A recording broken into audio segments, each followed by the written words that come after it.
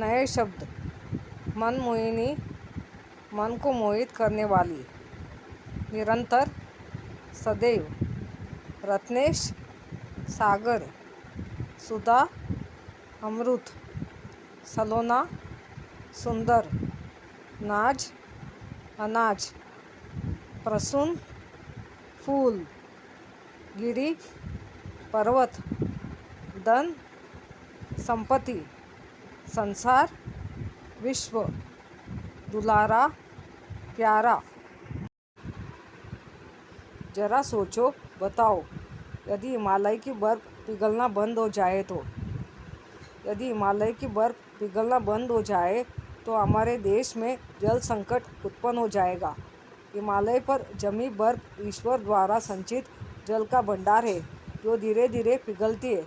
वही जल नीचे आते आते नदियों का रूप धारण कर लेती है। इस प्रकार पूरे वर्ष जल की आपूर्ति वहाँ से होती रहती है।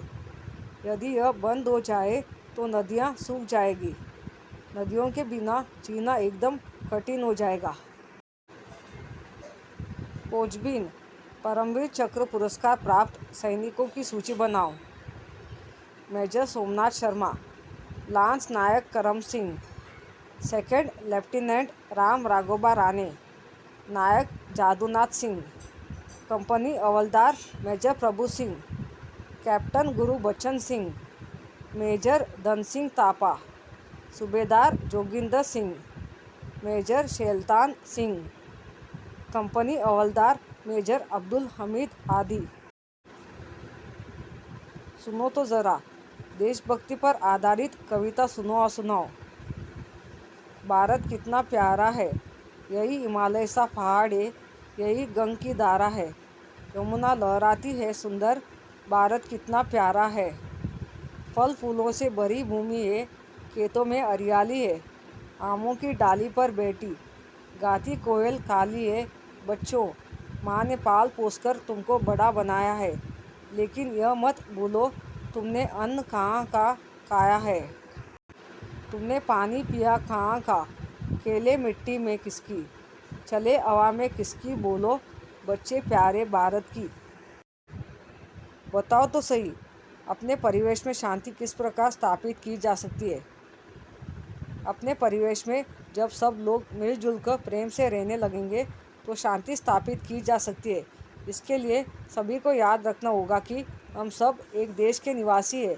सभी लोग आपस में भाई बहन हैं। पूरा विश्व ही हमारा परिवार है। इस प्रकार की भावना यदि सब में जागृत हो जाए तो पूरे विश्व में शांति स्थापित की जा सकती है। वाचन जगत से वैज्ञानिक की जीवनी पढ़ो और उसके आविष्कार लिखो। डॉक्टर APJ अब्दुल कलाम हमारे भारत के पूर्व राष्ट्रपति डॉक्टर अब्दुल फकीर जैनुलाब्दीन अब्दुल कलाम का जन्म 14 अक्टूबर सन 1931 को रामेश्वरम में हुआ था। उनके पिता का नाम फखर जैनुलाब्दीन था। BSc करने के बाद इन्होंने Madras institute of technology Chennai में एरोनॉटिकल इंजीनियरिंग में प्रवेश ले लिया। सन 1963 ई में वे विक्रम साराभाई स्पेस सेंटर में आ गए। इनके द्वारा तैयार किए गए प्रमुख प्रक्षेपास्त्र निम्नलिखित है: पृथ्वी, आकाश, त्रिशूल, नाग, अग्नि आदि। 25 नवंबर 1997 को उन्हें देश का सर्वोच्च सम्मान भारत रत्न से सम्मानित किया गया। दिनांक 25 जुलाई 2002 ई को वे भारत के राष्ट्रपति बने। सदैव ध्यान में रखो, ऐतिहासिक वस्तुओं का संरक्षण करना हमारा कर्तव्य है। ऐतिहासिक वस्तुओं का संरक्षण करना हमारा कर्तव्य है। ऐसी वस्तुओं से हमें अतीत के बारे में जानकारी मिलती है। अतीत में पूर्वजों ने गलतियां को उनसे बचने की प्रेरणा मिलती है। साथ ही हमें हमारी गौरवशाली परंपराओं पर गर्व होता है। विचार मंथन। स्वतंत्रता मेरा जन्मसिद्ध अधिकार है। आज़ादी सभी को प्रिय है। ईश्वर ने सभी प्राणियों को जीने का अधिकार दिया है, अतः सभी को स्वतंत्र रहने का अधिकार है।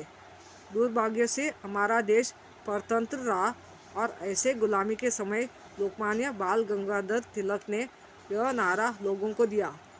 लोगों ने इस बात को समझा और गुलामी की जंजीरों को तोड़ दिया। अब सब स्वतंत्र है और सभी को यह अधिकार जन्म से प्राप्त है। स्वयं अध्ययन। नीचे दिए गए राष्ट्रीय प्रतीकों के चित्र देखो और उनके नाम लिखो। राष्ट्रीय ध्वज तिरंगा, राष्ट्रीय पशु बाघ, राष्ट्रीय पक्षी मोर, राष्ट्रीय फल आम, राष्ट्रीय फूल कमल, राष्ट्रीय खेल हॉकी। हमें जानो। मार्ग पर चलते हुए तुमने कुछ यातायात संकेत देखे होंगे। इन्हें सांकेतिक चिन्हों का क्या अर्थ है, लिखो। रुको, घूमना मना है, यू टर्न मना है। एक तरफ का मार्ग प्रतिबंधित है। एकल मार्ग, प्रवेश निषेध। हॉर्न बजाना मना है। भारी वाहन प्रवेश वर्जित।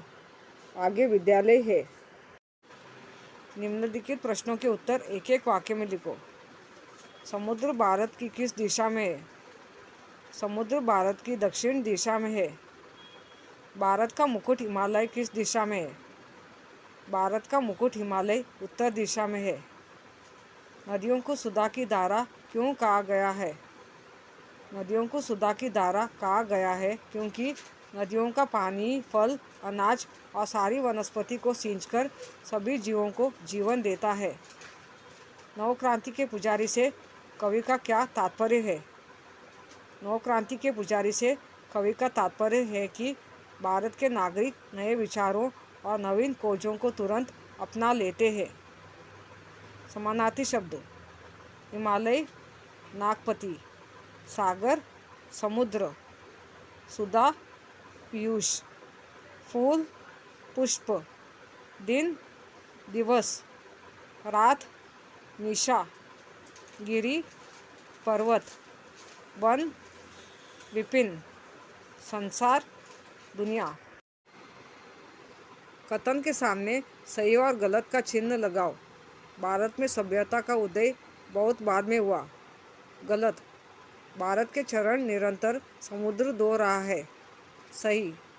हमारा देश संसार के सभी देशों में सर्वोत्तम है। सही। भारत के नागरिक नवीन विचारों को पसंद नहीं करते। गलत। भारत में अनेक फल, अनाज, मेवे, फल फूल उत्पन्न होते हैं। सही।